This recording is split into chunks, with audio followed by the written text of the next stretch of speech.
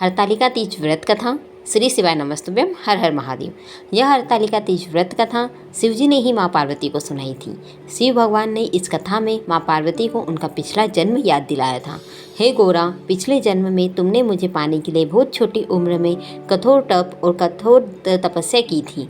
तुमने ना तो कुछ खाया और ना ही पिया, बस हवा और सूखे पत्ते चबाए। जला देने वाली गर्मी हो या कपा देने वाली ठंड, तुमने डरती रही, नहीं हटी। बारिश में भी तुमने जल नहीं पिया।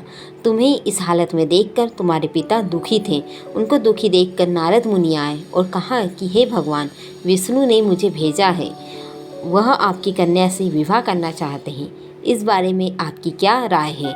नारद जी की बात सुनकर आपके पिता बोले, अगर भगवान विष्णु यह चाहते हैं तो उन्हें कोई आपत्ति नहीं है, परंतु जब तुम्हें इस विवाह के बारे में पता चला तो तुम दुखी हो गई। तुम्हारी एक सहेली ने तुम्हारे दुख का कारण पूछा तो तुमने कहा कि मैंने सच्चे मन से भगवान शिव का वरण किया है, किंतु मेरे पिता ने मेरा विवाह विष्णु जी के साथ तय कर दिया है।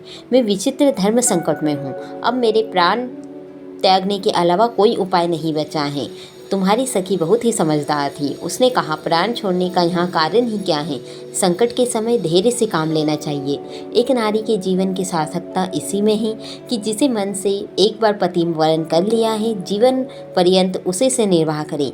मैं तुम्हें घनघोर वन में ले चलती हूँ, जो एक साधना स्थल भी है और जहाँ तुम्हारे पिता तुम्हें खोज भी नहीं पाएंगे। मुझे पूर्ण विश्वास है कि ईश्वर अवश्य ही तुम्हारी सहायता करेंगी। तुमने ऐसा ही किया। तुम्हारे पिता तुम्हें घर में ना पाकर बहुत चिंतित और दुखी हुए।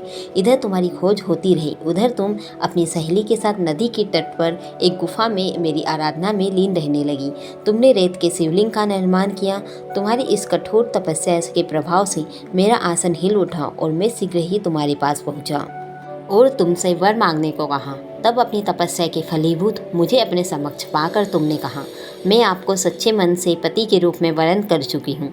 यदि आप सचमुच मेरी तपस्या से प्रसन्न होकर यहाँ पधारे हैं तो मुझे अपनी अर्धांगिनी के रूप में स्वीकार कर लीजिए। तब तथास्तु कहकर मैं कैलाश पर्वत पर लौट गया। उसी समय गिरिराज अपने बंधु बांधवों के साथ तुम्हें खोजते हुए वहाँ पहुँचे। तुमने सारा वृत्तांत बताया और कहा कि मैं तभी घर जाऊंगी अगर आप महादेव से मेरा विवाह करेंगी। तुम्हारे पिता मान गए और उन्होंने हमारा विवाह करवाया। इस व्रत का महत्व यह है कि मैं इस व्रत को पूर्ण निष्ठा से करने वाली प्रत्येक स्त्री को मनवांछित फल देता हूँ। इस पूरे प्रकरण में तुम्हारी सखी ने तुम्हारा हरण किया था, इसलिए इस व्रत का नाम हरतालिका व्रत हो गया। इस व्रत से जुड़ी एक मान्यता यह भी है कि इस व्रत को करने वाली स्त्रियाँ पार्वती जी के समान ही सुखपूर्वक पति रम के शिवलोक को जाती हैं। सौभाग्यवती स्त्रियां अपने सुहाग को अखंड बनाए रखने और अविवाहित युवतियां मन मुताबिक वर पाने के लिए हरतालिका तीज का व्रत करती हैं। इस दिन व्रत करने वाली स्त्रियां सूर्योदय से पूर्व ही उठ जाती हैं और नहाकर पूरा श्रृंगार करती हैं। पूजन के लिए केले के पत्तों से मंडप बनाकर गौरी शंकर की प्रतिमा स्थापित की जाती है। इसके साथ पार्वती जी को सुहाग का सारा सामान चढ़ाया जाता है।